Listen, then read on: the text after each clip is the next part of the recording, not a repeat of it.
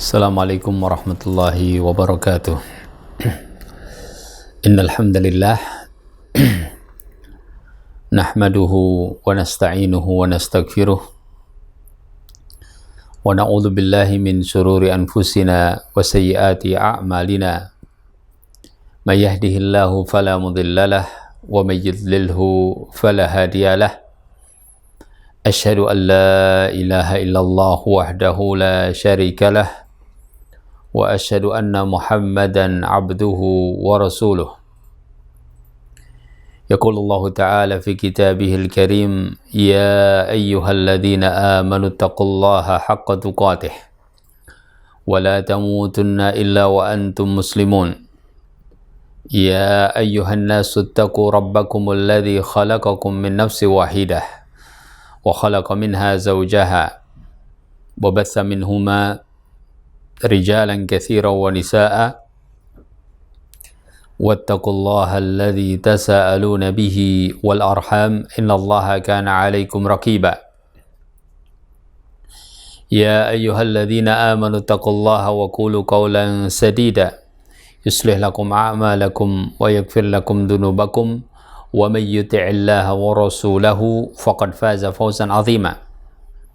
Wa ba'du fa inna astaqal hadithi kitabullah wa khairal hadi hadi Muhammad sallallahu alaihi wasallam wa syarrul umuri muhdatsatuha wa kullu muhdatsatin bid'ah wa kullu bid'atin dhalalah wa kullu dhalalatin finnar.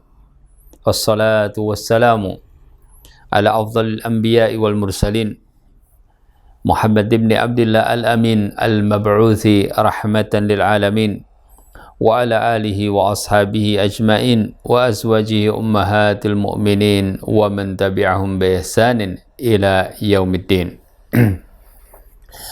Pemirsa Insan TV, jamaah kaum muslimin, kaum muslimat dimanapun Anda berada, kesempatan pagi hari ini kita akan bahas apa yang disebut dengan al-istighatsah.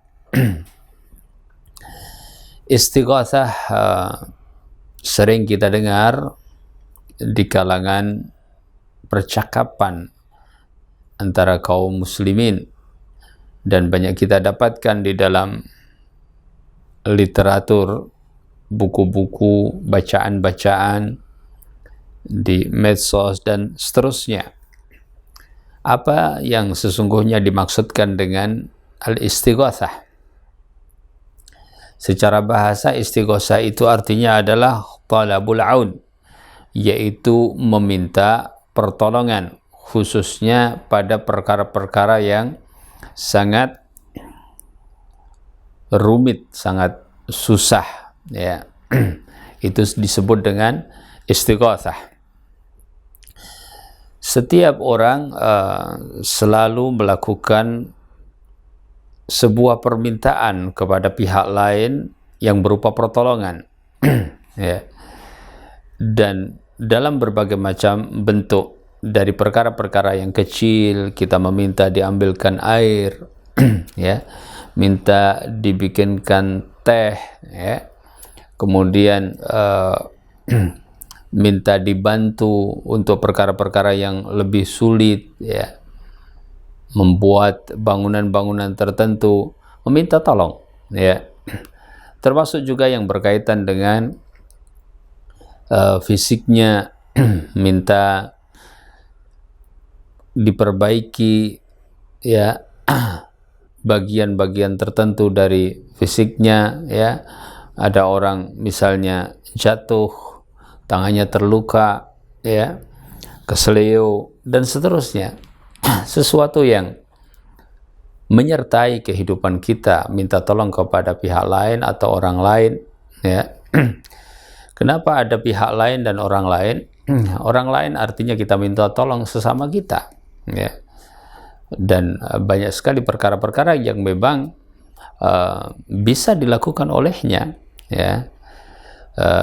Kita minta dibetulin mesin mobil kita, ya, kepada ahlinya dan seterusnya, ya. Demikian juga kadang terjadi seseorang minta tolong kepada pihak lain, dalam hal ini khususnya pada perkara-perkara yang dianggap susah, ya. Dia mengalami kesusahan, ada penyakit pada dirinya, ya. Dia mengalami kesulitan di dalam masalah rezekinya, ya. Kemudian dia minta tolong, ya. Bisa jadi kepada penghuni kubur, bisa jadi kepada benda-benda yang dikeramatkan dan seterusnya. Bisa saja, itu banyak sekali kita jumpai. Nah, hal meminta tolong seperti kita meminta kepada Allah Subhanahu wa taala juga meminta, ya. Untuk perkara-perkara yang susah, ya, itu disebut dengan istighatsah, ya. Bagaimana kedudukan istighatsah di dalam syariat, ya, karena istilah ini juga istilah bahasa Arab tetapi sudah cukup akrab di telinga kita, dan Allah Subhanahu wa taala menyebutkan di dalam Al-Qur'an lafaz ini, juga disebutkan dalam riwayat yang dinisbatkan kepada Rasul sallallahu alaihi wasallam tentang lafaz ini, ya. Maka sesungguhnya lafaz dengan maknanya perlu kita bahas, karena pada hakikatnya seorang hidup di dalam bimbingan Allah Subhanahu wa taala untuk dapat kembali kepada Allah Subhanahu wa taala dengan selamat, ya. Adakah hubungan istighatsah dengan tauhid, ya? Adakah hubungan istighatsah dengan akidah, ya? Itulah yang kita ingin bahas di dalam kesempatan pagi hari ini. Sebagai seorang mukmin, kita berusaha untuk pertama kali mengambil petunjuk di dalam perkara agama adalah Al-Quran, kemudian As-Sunnah, ya, atau hadis Nabi Shallallahu Alaihi Wasallam.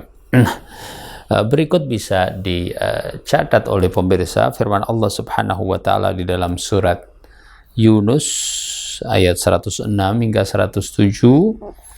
Kemudian firman Allah taala di dalam surat Al-Ankabut ayat 17, dan firman Allah Subhanahu wa taala di dalam surat Al-Ahqaf 5 sampai 6, serta dalam surat An-Naml ayat 62.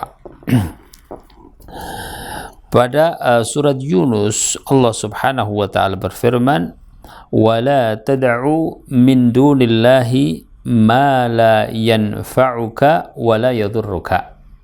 Ya. Dan janganlah kamu berdoa kepada selain Allah, meminta kepada selain Allah ma la yanfa'uka, ya, yang selain Allah itu tidak akan memberikan manfaat kepadamu, wala yadhurruka, dan juga tidak akan memberikan madarat bagimu, ya. Ya, Allah Subhanahu wa taala di sini melarang Rasulnya sallallahu alaihi wasallam, wala tad'u, ya, fa in fa'alta fa innaka idzam minadh dhalimin. Apabila engkau tetap melakukannya, ini berdoa kepada selain Allah, ya, maka idzan minadh dhalimin, engkau menjadi satu di antara orang-orang yang zalim, ya. Dan zalim di sini adalah syirik, ya. Inna syirka la dzulmun azim, ya, sebagaimana Allah Subhanahu wa taala sebutkan bahwasanya syirik adalah kezaliman yang besar. Wa in yamsaskallahu bidurrin fala kashifa lahu illa huwa. Apabila Allah menghendaki, ya, akan menimpakan satu kemudaratan, maka tidak ada yang bisa menyingkap kemudaratan tersebut kecuali Allah. Wa yuridka bi khairin fala radda li fadlih. Dan apabila Allah Subhanahu wa taala menghendaki sebuah kebaikan untukmu, maka tidak ada pula yang bisa menahan keutamaan dari Allah Subhanahu wa taala, ya. Yusibu bihi may yasha'u min ibadi. Allah menimpakan kepada hamba-hambanya yang dikehendaki. Wa huwal ghafurur rahim, sedangkan Allah Subhanahu wa taala Maha Pengampun dan Maha Penyayang. Kemudian dalam surat Ankabut ayat 17, Innal ladzina ta'buduna min dunillah, sesungguhnya orang-orang yang kalian sembah selain Allah, la yamlikuna lakum rizqan, tidak mampu memberikan kepada kalian rezeki. Fabtaghu 'indallahi rizqa, maka carilah, mintalah rezeki itu dari Allah. Wa'buduhu washkurulah, dan beribadahlah kepadanya serta bersyukur kepadanya. Ilaihi turja'un, kepadanya lah kalian akan dikembalikan. Pada dua ayat ini Allah Subhanahu wa taala menjelaskan tentang doa, ya, permintaan, dan istighatsah adalah salah satu dari bagian doa, ya. Doa itu umum, salah satu bentuknya disebut sebagai istighatsah, ya. Berikutnya firman Allah dalam surat Al-Ahqaf ayat 5 sampai 6, "Wa man adhallu mimman yad'u min dunillah."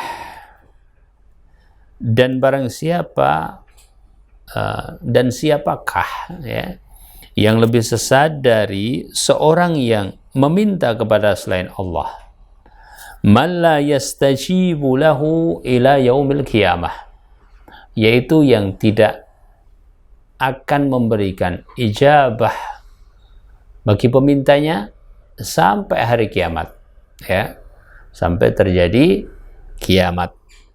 Wahum an du'aihim ghafilun, ya, mereka itu ghaflah terhadap doa-doa mereka, ya, maka tidak bisa dipenuhi permintaan-permintaan tersebut.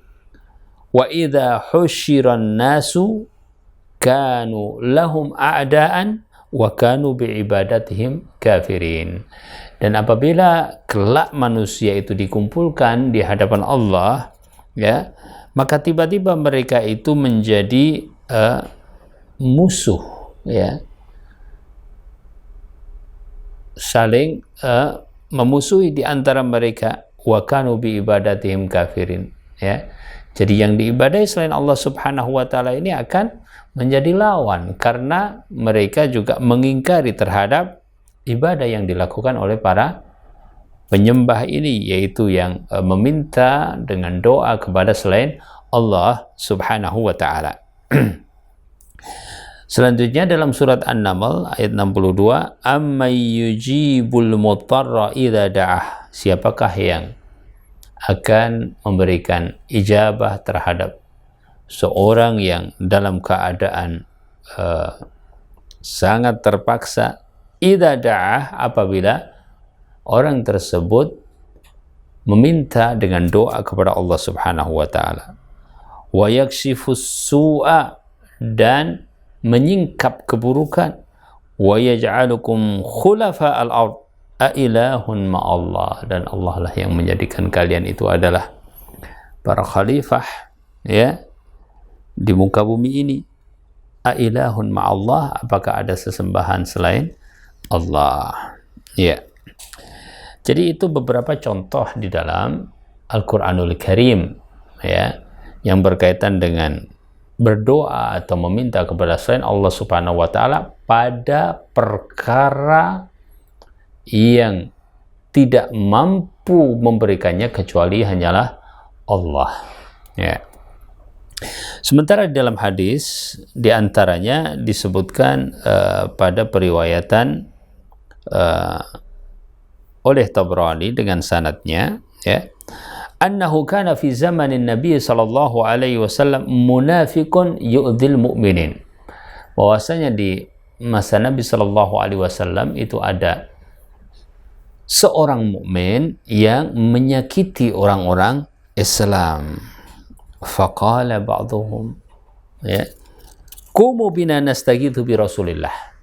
Maka sebagian mereka mengatakan, ayo kita datangi Rasulullah dan meminta tolong darinya, ya, yaitu nastagitsu. Kata meminta tolong pada riwayat ini dengan lafaz istighatsah, nastagitsu, ya. Aku bina nastagitsu bi Rasulullah SAW min hadzal munafik, ya. Ayo kita beristighosah, ya, beristighosah dalam arti meminta tolong kepada Nabi SAW untuk menangani orang munafik ini.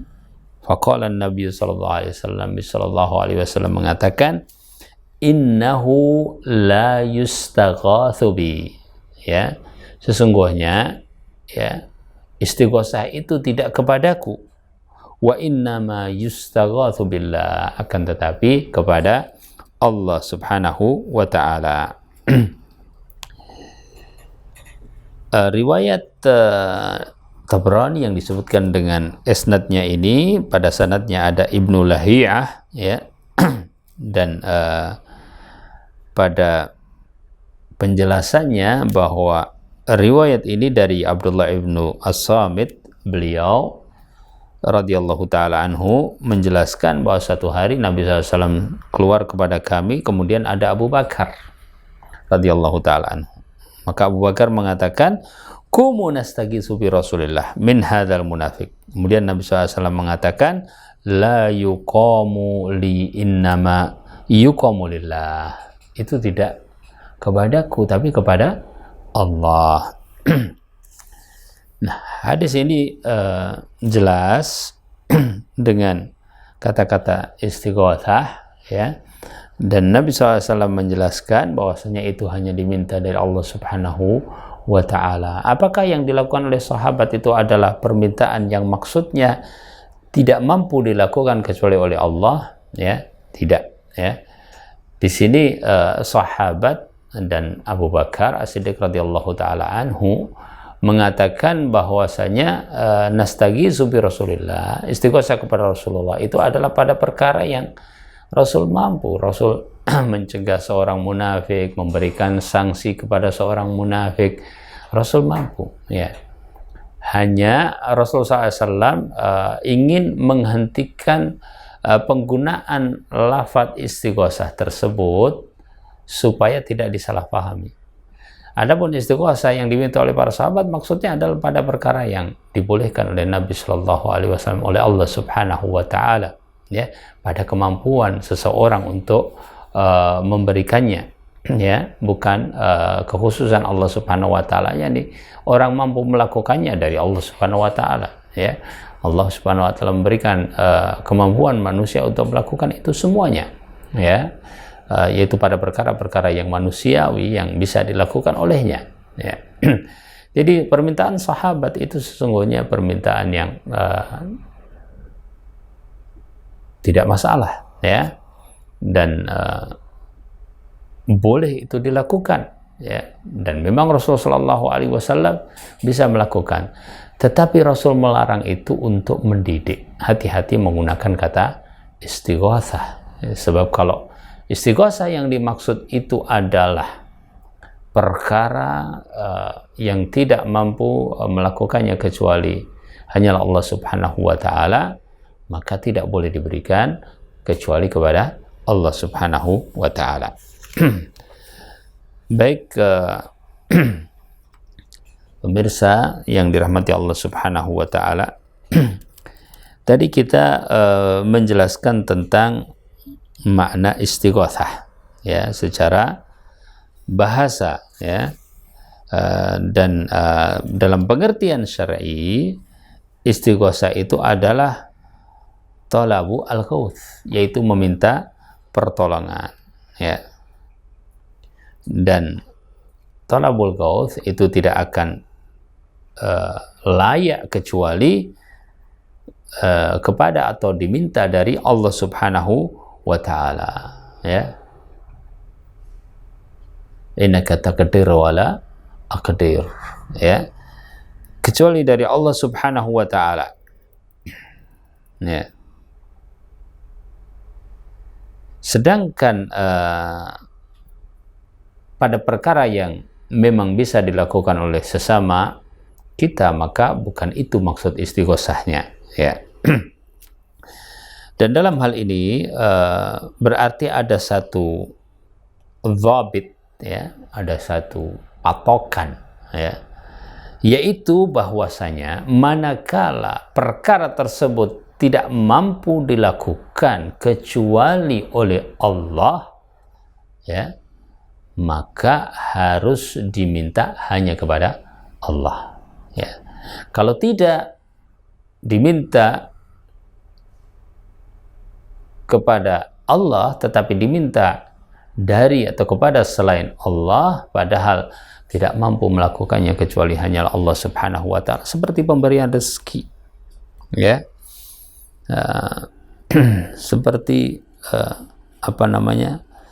meminta kesembuhan, ya. Adapun usaha dengan obat, dengan ke dokter yang memang pada kemampuan itu, tapi hakikat yang menyembuhkan adalah Allah Subhanahu wa Ta'ala. Nah, hal ini perlu kita pahami bersama, ya, pemirsa yang dirahmati Allah Subhanahu wa Ta'ala, sehingga apabila tadi muncul dalam temanya istighosah itu apabila kepada selain Allah, artinya adalah syirik, yaitu pada perkara-perkara yang tidak mampu dilakukan kecuali oleh Allah. Itulah dhabit atau patokannya.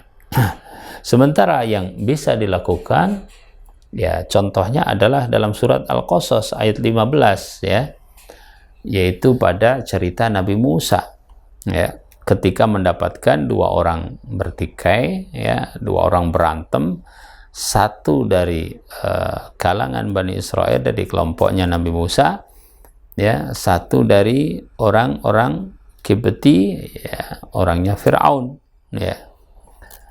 Maka Allah Subhanahu wa Ta'ala sebutkan fastaghathahu alladhi min syi'atihi ala alladhi min adwi. Maka, ya, orang yang berasal dari kelompoknya Musa meminta tolong, yaitu istighosah kepadanya, yang meminta diselesaikan, bukan Nabi Musa ghaib di tempat lain kemudian dia berdoa kepada Nabi Musa, bukan begitu, ya. Bertikai, Nabi Musa hadir di majelis tersebut, maka yang dari kelompok Nabi Musa ini minta tolong, ya. Sebagai contoh, misalnya dia mengucapkan, ya, wahai Musa tolong selesaikan orang ini, wahai Musa tolong, ya, berikan pelajaran kepada orang ini atau cegah orang ini dan seterusnya, ya. Jadi Musa hadir di tempat tersebut, ya, di tempat tersebut. Karena tadi kita bacakan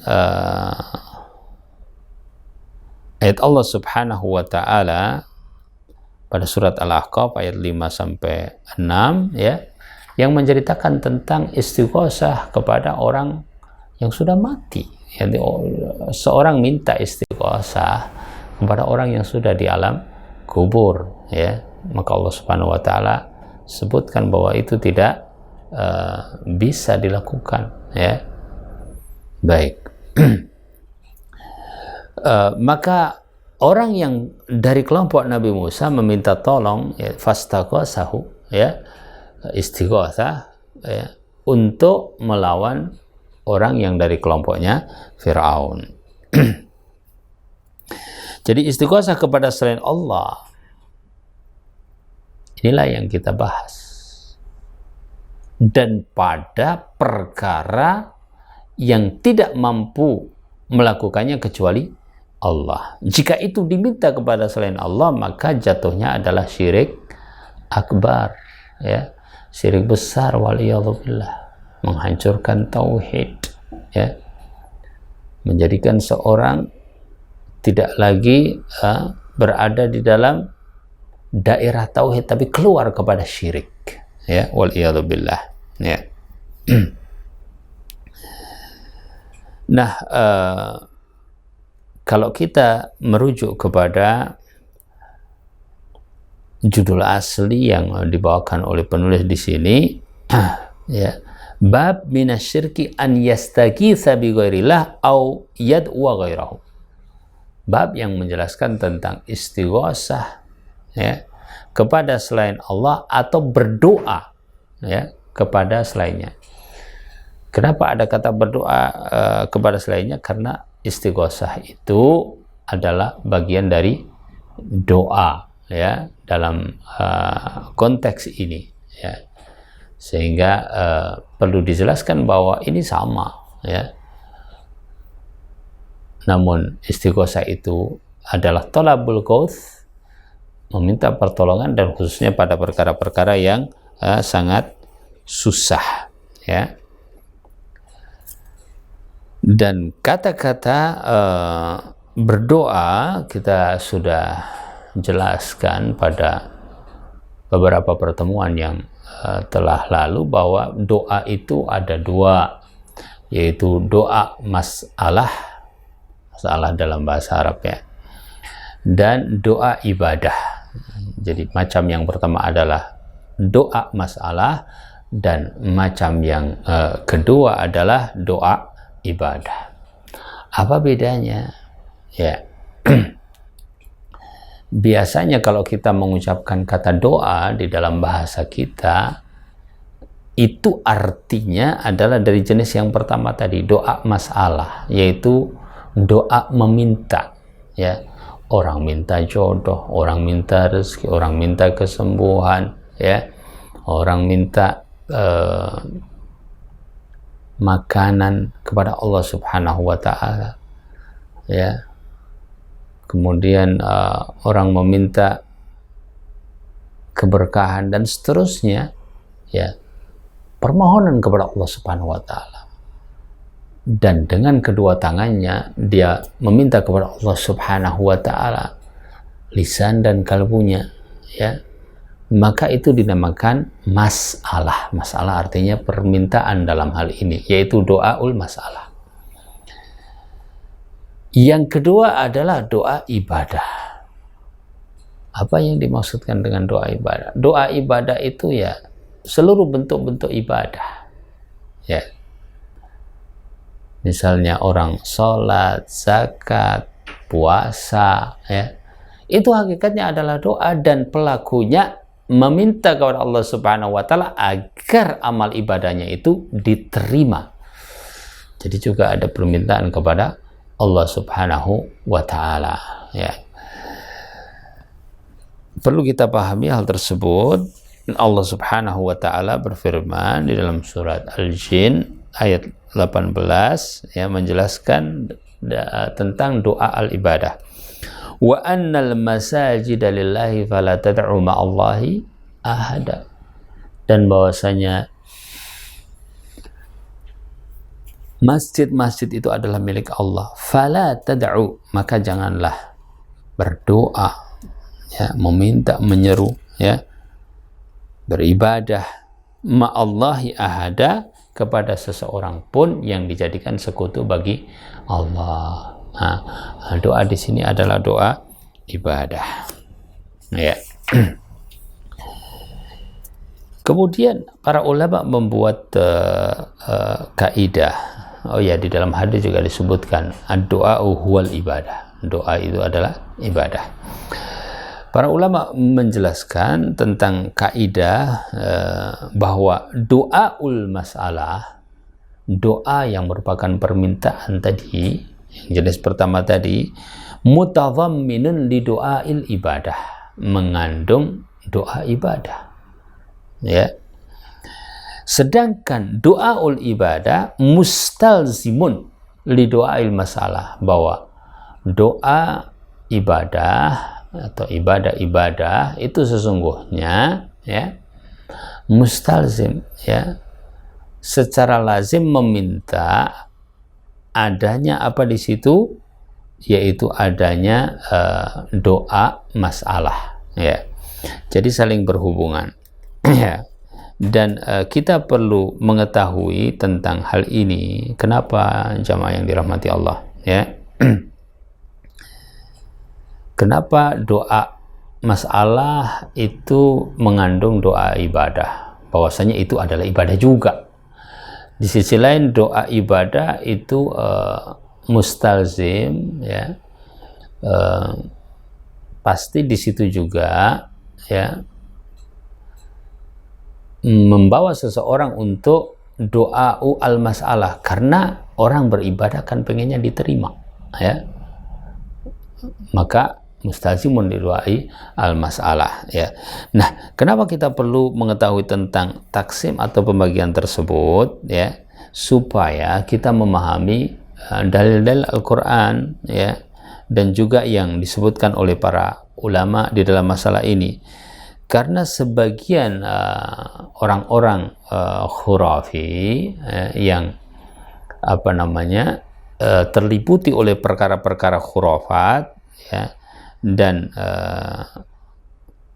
perkara-perkara yang jatuh ke dalam kesyirikan, ya, mereka itu menakwilkan itu menyimpangkan maknanya, ya, menakwilkan ayat-ayat yang di dalamnya itu ada doa ibadah, bahwa hal tersebut adalah doa al-masalah, ya. Dengan takwil yang seperti itu, ya, demikian juga sebaliknya, ya, mereka lakukan hal itu, ya. Nah, kita memahami bahwasanya keduanya saling berhubungan, ya, sehingga seseorang baik doaul masalah ataupun doaul ibadah hanya kepada Allah Subhanahu wa Ta'ala.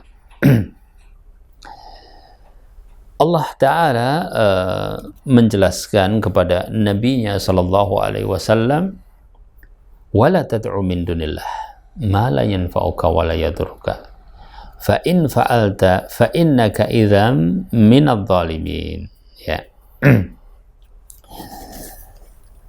Larangan di sini, ya, jangan engkau berdoa meminta kepada selain Allah, ya, adalah larangan yang sifatnya umum, ya. Artinya baik doa masalah ataupun doa ibadah jangan. Wala tad'u min dunillahi, ya, ma la yanfa'uka wa la yadhurruk, ya, yaitu yang sesungguhnya tidak mempunyai hakikat manfaat dan madarat tersebut. Nabi Shallallahu Alaihi Wasallam dilarang, padahal Nabi adalah orang yang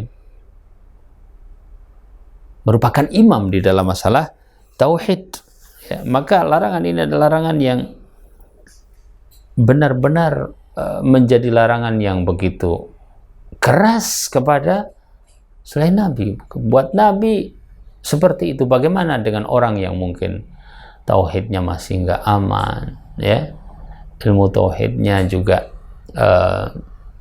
masih belajar, ya, atau hatinya di dalam mengesahkan Allah Subhanahu wa Ta'ala, ya, masih kadang menguat, kadang menurun, ya, waliyadzubillah, ya. Nah, kalau Rasul Shallallahu Alaihi Wasallam saja, ya, dilarang, ya, untuk meminta kepada selain Allah Subhanahu wa Ta'ala, apakah malaikat, nabi, orang-orang saleh, umum, ya, benda-benda mati juga seperti berhala, bebatuan, kuburan, dan segala sesuatu yang disembah, ya.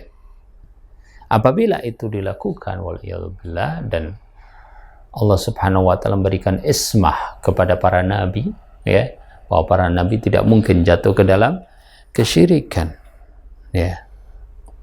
Apabila dilakukan, maka termasuk orang-orang yang zalim, yaitu termasuk orang-orang yang syirik, ya. Nah, kalau itu diberikan kepada imam al-muwahhidin, imamnya orang-orang yang bertauhid, bagaimana kepada yang lainnya, ya. Lebih keras lagi larangan Allah Subhanahu wa Ta'ala, sehingga benar-benar seseorang, ya, tidak keliru di dalam meminta pertolongan dan hanya meminta kepada Allah Subhanahu wa Ta'ala. Berikutnya Allah Subhanahu wa Ta'ala menyebutkan Wa iyam saskallahu bidurrin fala kashifa lahu illahu. Jadi kalau Allah Subhanahu wa taala menghendaki adanya madarat ya pada diri seseorang ya, maka hakikatnya siapa yang bisa menghilangkan madarat tadi? Ya yang mampu untuk memberikannya, itulah yang mampu untuk menghilangkannya ya. Jadi kembali kepada Allah Subhanahu wa taala ya. Bisa jadi Allah Subhanahu wa taala memberikan sebab-sebabnya, tetapi hakikatnya kita meminta kepada Allah. Ya. Jadi kita membutuhkan keselamatan, memintanya kepada Allah. Ya Allah, selamatkanlah aku. Ya. Di tataran muamalah manusianya, dia dalam kesulitan, dia tolong aku. Ya. Maksudnya adalah pada perkara yang dia mampu. Dia atau makhluk lain mampu. Ya. Kadang sesama manusia ada yang mampu, ada yang nggak mampu. Maksudnya bahwa perkara tersebut adalah perkara yang manusiawi, bisa dilakukan oleh manusia. Ini sebab. Tapi hakikatnya yang menyelamatkan adalah Allah Subhanahu wa taala. Kita meminta keselamatannya adalah kepada Allah Subhanahu wa taala. Demikian juga Allah sebutkan tentang masalah rezeki dalam surat Al-Ankabut ayat 17 ya. Kita minta hanya kepada Allah. Rezeki kesehatan, ya, kebugaran, harta, makanan, rumah, kendaraan, apa saja, ya.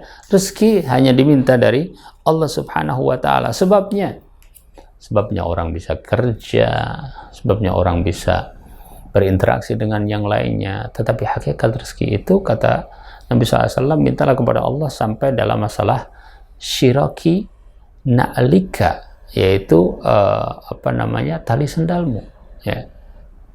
Karena hakikatnya sebutir nasi yang masuk di dalam mulut seseorang juga dari Allah Subhanahu wa taala. Kalau Allah nggak kehendaki, rezeki itu nggak akan sampai bagaimanapun ya, bagaimanapun. Tapi kalau Allah kehendaki, ya, la mani alima ataita wa la mu'tiya lima mana'ta. Allah Subhanahu wa taala yang mampu ya memberikan rezeki. Kemudian pemirsa, dalam surat Al-Ahqaf Allah Subhanahu wa taala menegaskan bahwa al-amwat, orang-orang yang mati juga, ya orang hidup aja hakikatnya rezeki diminta dari Allah. Bagaimana dengan orang yang mati? Apapun alasannya, Allah Subhanahu wa taala tidak perlu mengambil mereka sebagai perantara. Wa idza sa'alaka ibadi anni fa inni qarib ujibu da'watad da'i idza da'an. Ya, Allah itu dekat, Allah itu mendengar dari perkataan Nabi Yunus yang ada di dalam perut ikan di tengah lautan ya. Tapi Allah Subhanahu wa taala mendengar. Innahu huwas samiu al-alim ya. Bagaimana dengan orang-orang yang berdoa kepada al-amwat, orang-orang yang telah mati ya. Allah Subhanahu wa taala menyebutnya waman adhallu. Siapa lagi yang lebih sesat dari orang yang melakukan demikian ya. Bahwa ila yaumil qiyamah mereka tidak akan memberikan istijabah sampai hari kiamat. Kalau hari kiamat misalnya orang dimintai tolong, mungkin Allah Subhanahu wa taala berikan ya, artinya orang dimintai tolong kemudian Allah Subhanahu wa taala berikan kepada dia kemampuan untuk memberikan pertolongan, ya bisa nanti. Amwat ketika amwat gak bisa, nanti hari kiamat bisa aja diberikan seperti itu. Tapi ila yaumil qiyamah, selama dia adalah mayit, amwat, maka dia ya tidak mampu untuk melakukan itu ya. Maka jangan meminta kepadanya ya, tapi mintalah kepada Allah Subhanahu wa taala hayyun la yamut, yaitu zat yang hidup dan tidak pernah mati ya. Wa idza husyiran nasu kanum lahum a'daan wa kanu bi ibadatihim kafirin. Dalam surat An-Nahl Allah Subhanahu wa taala mengatakan amwatun ghairu ahya. Mereka itu mati, gak hidup ya. Wa ma yash'uruna ayyana yub'atsun, ya. Mereka pun nggak ngerti, ya, bagaimana itu kebangkitannya, ya. Hanya Allah Subhanahu wa taala yang tahu, dan Allah Subhanahu wa taala membangkitkan mereka, maka mereka akan bangkit, ya.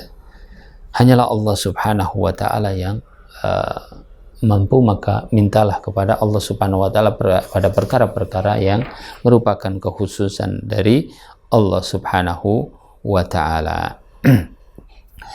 Terakhir kita sebutkan tentang hadis tadi, ya, yang diriwayatkan oleh Tabrani dengan sanadnya, dan kita sudah jelaskan kedudukannya, ya, kedudukan hadis tersebut secara sanad. Akan tetapi boleh, ya, menggunakan hadis yang dhaif seperti ini, ya, ada syarat-syaratnya, ya, dan ini digunakan untuk memperkuat saja, ya.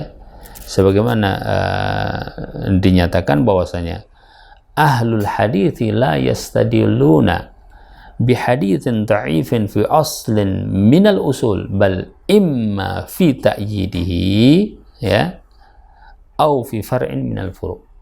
Bahwa para ulama hadis itu tidak menjadikan hadis dhaif sebagai dalil dalam pokok masalahnya, tapi hanya untuk menguatkannya. Tadi kan sudah ada ayat-ayat Al-Quran, ini untuk menguatkan, ya.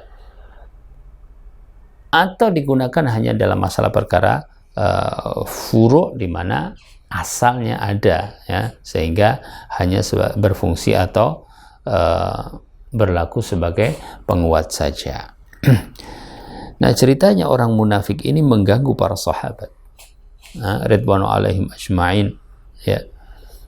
Dan yang dilakukan oleh sahabat, ya, adalah perkara yang masih dalam koridor jaizah, ya. Wastighatsatus sahabah bin nabiyyi kanat jaizah li'annahum talabul ighatsah minan nabiy sallallahu alaihi wasallam fima yaqdiru alaihi. Jadi apa yang dilakukan oleh sahabat itu sesungguhnya secara hukum boleh, ya. Sebab mereka meminta dari Nabi Shallallahu Alaihi Wasallam memang pada perkara yang manusiawi bisa dilakukan, ya. Bahwa Nabi Shallallahu Alaihi Wasallam bisa menghentikan orang munafik ini dengan berbagai macam cara, ya, karena dia menyakiti orang-orang yang beriman, ya. Namun secara adab itulah yang dikoreksi oleh Nabi Shallallahu Alaihi Wasallam, dan ini pembelajaran untuk umat semuanya, ya. Dalam istilah saja hati-hati. Kenapa dalam istilah saja hati-hati? Supaya nggak jatuh kepada syirik. Bagaimana dalam masalah perbuatan? Perbuatannya harus hati-hati, ya. Banyak perkara-perkara yang diremehkan ternyata menjatuhkan seseorang ke dalam syirik, waliyadzubillah, ya. Nabi Shallallahu Alaihi Wasallam memperingatkan, innahu la yustaghatsu bi, ya. Innama la yuqamu li wa innama yuqamu lillah, ya. Itu untuk Allah Subhanahu wa taala. Kata-kata tersebut tetap dikoreksi oleh Nabi Shallallahu Alaihi Wasallam, ya. Sehingga insya Allah kita jelas dalam hal ini, ya, pemirsa yang dirahmati Allah. Dan hadis ini adalah hadis yang menjadikan penguat dalam pembahasan ini, ya. Wallahu taala alam bisawab, ya. Jadi kesimpulan dari pembahasan kita pagi hari ini, istighosa artinya adalah tolabul ghauth, yaitu meminta pertolongan, ya. Dan biasanya adalah fish syada'id, pada perkara-perkara yang, ya, rumit, sangat susah, ya.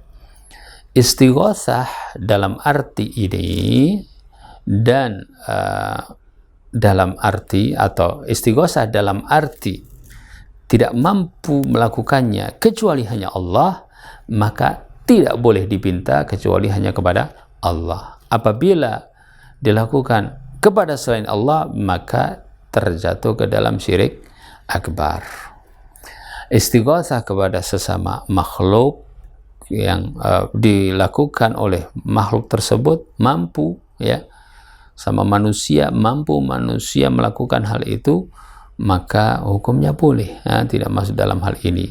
Dan kita pahami bahwasanya makhluk-makhluk itu sesungguhnya hanyalah perantara-perantara yang ketika mereka ada di hadapan kita bisa melakukannya, atau dari jarak jauh tapi bisa melakukannya, ya itu adalah pada dasarnya adalah boleh, ya.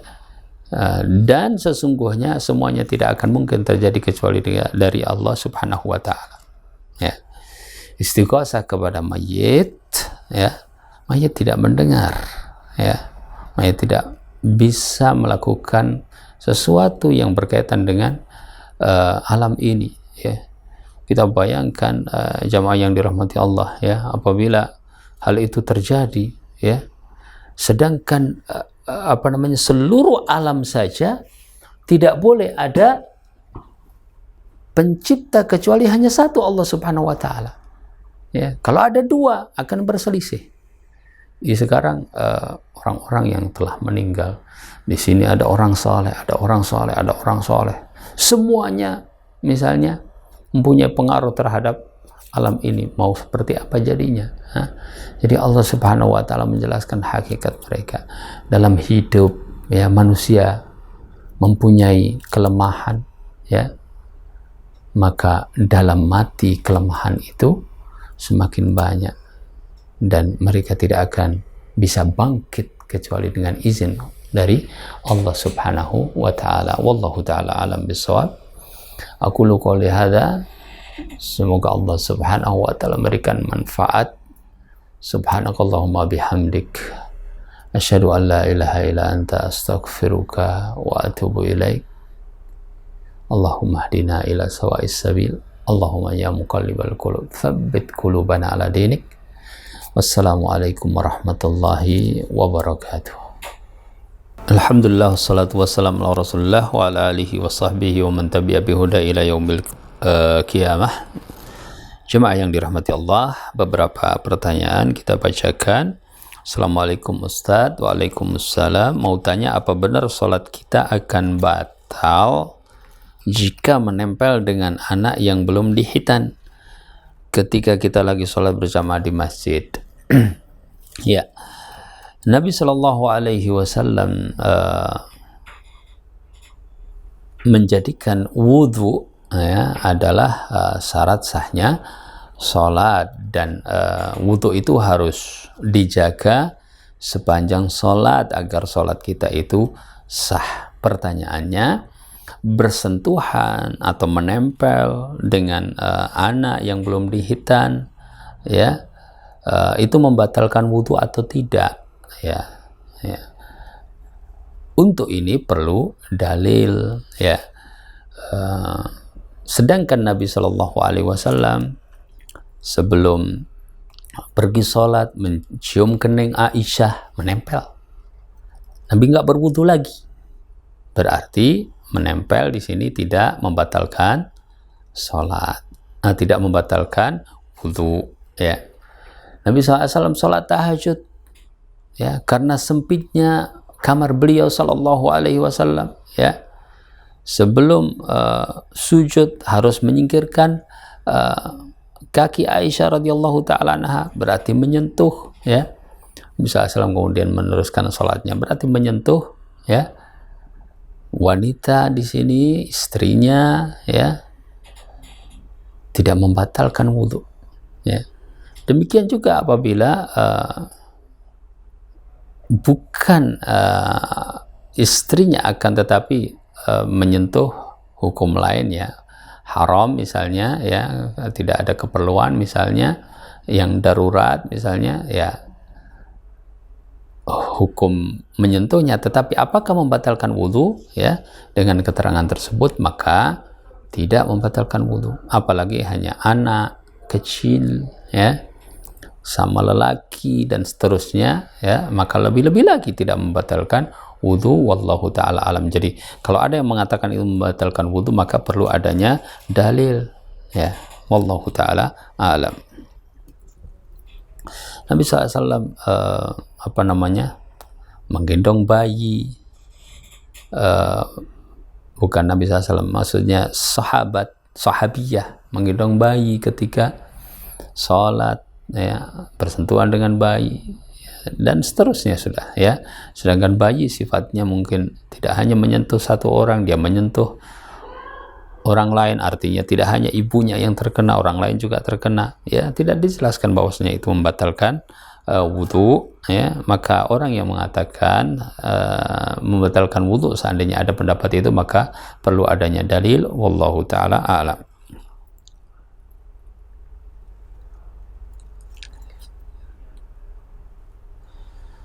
Assalamualaikum Ustaz. Waalaikumsalam. Saya mau bertanya bagaimana saya bertaubat karena di masa lalu saya pernah berbuat zina dan seterusnya.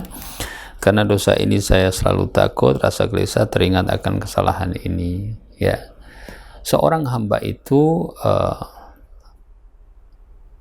harus merasa bersalah dari kesalahannya, karena itu adalah awal benarnya istighfar kita kepada Allah. Teruslah beristighfar kepada Allah Subhanahu wa taala ya. Dan tidak perlu diberitahukan kepada orang lain ya tentang perbuatan tersebut ya. Cukuplah taubat antara dirinya dengan Allah Subhanahu wa taala ya, kecuali untuk satu maslahat tertentu ya, bertanya seperti ini, atau maslahat-maslahat yang memang harus ya. Salah satunya adalah rahasia dia dengan Allah Subhanahu wa taala. Ya.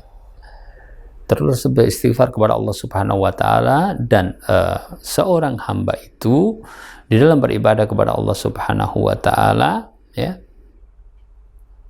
antara dua hal ya.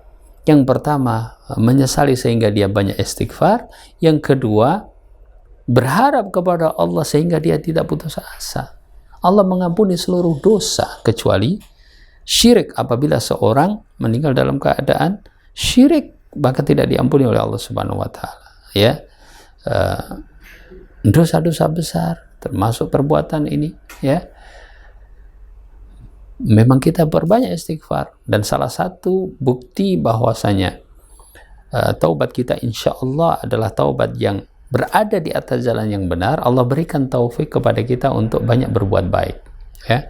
Semakin banyak berbuat baik insya Allah, maka taubat itu adalah taubat yang insya Allah sudah pada jalan yang benar. Maka berbanyaklah berbuat baik, minta tolong kepada Allah Subhanahu wa taala. Allahumma a'inni ala dzikrika wa syukrika wa husni ibadati. Ya Allah, tolonglah aku untuk beribadah kepadamu, mengingatmu ya, mensyukurimu ya.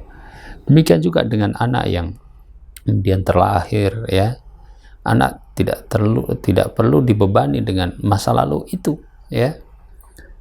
Adapun ayah tidak bertanggung jawab dan seterusnya, itu masuk kepada pembahasan hukum fikih yang lain. Intinya sebagian ulama mengatakan ya, kalau memang hasil dari hubungan yang tidak syar'i, maka dinisbatkan kepada ibunya. Sudah, ibunya ya tekun ya mendidik anak ini. Semoga Allah Subhanahu wa taala ya merubah ya kondisi menjadi baik, dan menjadikan anak tersebut adalah pintu untuk menuju surga Allah Subhanahu wa taala dengan didikan yang baik ya. Karena hakikatnya anak itu adalah anak yang tidak tahu apa-apa dan tidak menanggung dosa kedua orang tuanya ya. Maka didiklah dengan didikan yang sebaik-baiknya dan minta tolonglah kepada Allah Subhanahu wa taala ya. Jadi kita tetap antara istighfar terus dengan antara penuh harap ya. Dan penuh harap kepada Allah Subhanahu wa taala itu kita isi dengan amalan-amalan yang baik ya. Jangan kemudian kita karena kesalahan tersebut akhirnya kita tidak melakukan apa-apa, hanya menyesali, enggak bermanfaat ya. Kita isi dengan hal-hal yang amal soleh ya. Maka Allah Subhanahu wa taala menyebutkan ya, faman taba wa amila salihah, barang siapa yang bertaubat dan beramal soleh. Perbanyaklah amal-amal soleh. Wallahu taala a'lam.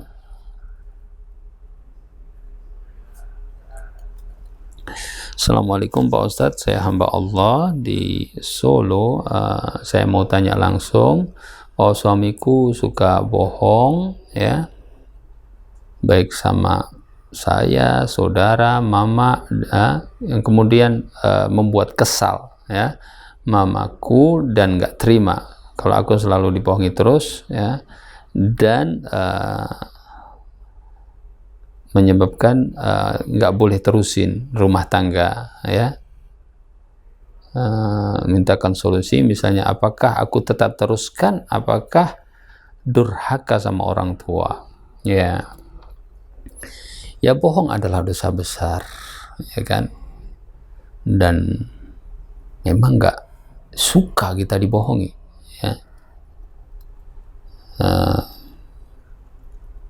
Wa innal kadhiba yahdi ilal fujur wa innal fujura yahdi ilan nar waliyadzubillah.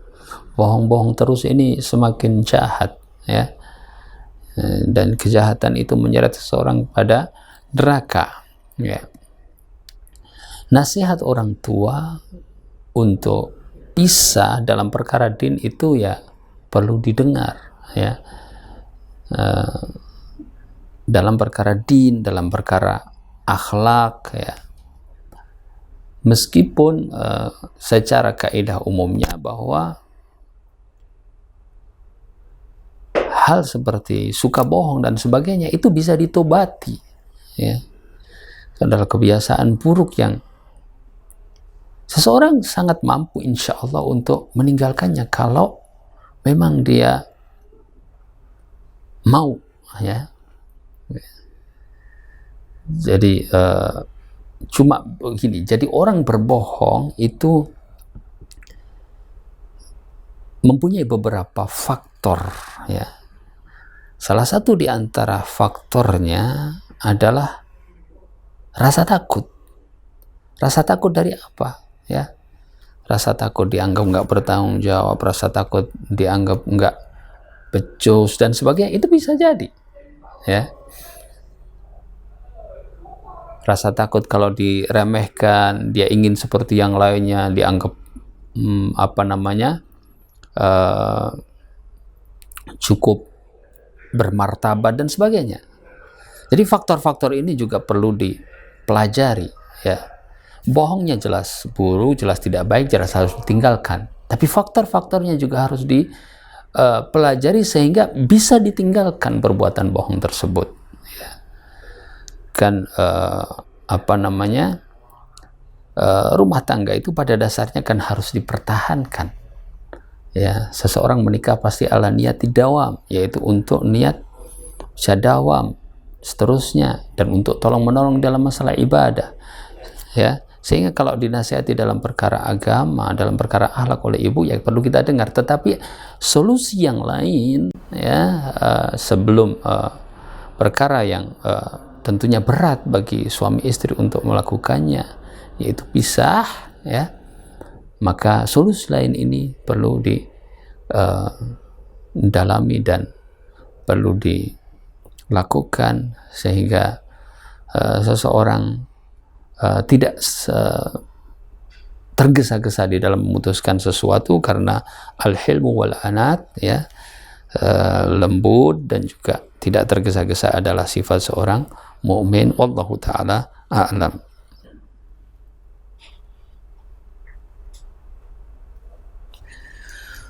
Assalamualaikum, dari Ibu Yati di Maluku. Bolehkah berdoa sebelum salam pakai bahasa Indonesia? Mohon penjelasannya, ya. Berdoa diantaranya di dalam sujud boleh, Ibu, ya. Di dalam sujud itu aqrabu ma yakunu al-abdu min rabbihi wa huwa sajidun. Sedekat-dekat hamba dengan Rabbnya adalah ketika dia sujud. Fa'aktsiru fihi doa, maka perbanyaklah doa. Di situ pengecualian, boleh kita menggunakan bahasa Indonesia berdoa, tetapi tetap berusaha untuk kita belajar bahasa Arab. Apalagi kalau doanya yang sudah ada bahasa Arabnya, ya, kita pakai bahasa Arabnya. Tapi kalau kita doanya adalah doa khusus berkaitan dengan kita, ya sebisanya kita ungkapkan dalam waktu tersebut, ya. Adapun sebelum salam, wallahu taala alam, dan dalam salam itu kan banyak bacaan, diantaranya meminta perlindungan dari azab kubur, dari fitnatil mahya wal mamat, wa min syarri fitnatil masih dajjal. Ini wajib, wajib dibaca ya. Wallahu taala alam ya. Inilah yang bisa disampaikan jamaah yang dirahmati Allah. Semoga Allah Subhanahu wa taala memberikan barokah. Qulu qouli hadza subhanakallahumma bihamdik asyhadu an la ilaha illa anta astaghfiruka wa atubu ilaik. Wassalamualaikum warahmatullahi wabarakatuh.